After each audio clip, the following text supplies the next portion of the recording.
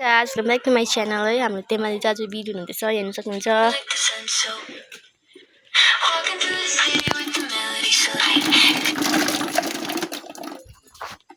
हेर्नुहोस् है गाइस हो यो चाहिँ रिनक लाने सब्जी है करेला चाहिँ बिँ चाहिँ अब रिनकको मान्छेले चाहिँ कति खान्छ नि अब मैले मात्रै लगेको होइन थुप्रोकोबाट आउँछ फेरि बिँ चाहिँ यसरी धोएर लानुपर्छ बी चाहिँ हेर्न सक्नुहुन्छ चाहिँ राम्रो देख्छ र कस्टमरहरूले किन्छ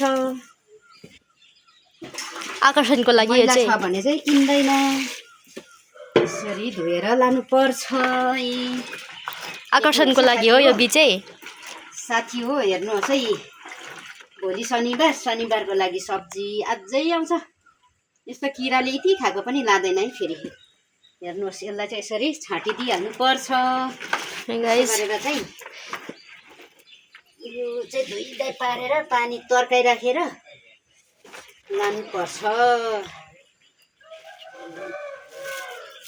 अझै आउँछ अरू सब्जीहरू आइसकेको छैन अब यो फर्स्ट हो अब घिउ र छुर्पी पनि आउनु बाँकी नै छ हेरौँ अब के आउँछ सब्जी यतिको पनि नि लाँदैन है साथी हो यस्तो चाहिँ हुन्छ कि कस्टमरहरू चाहिँ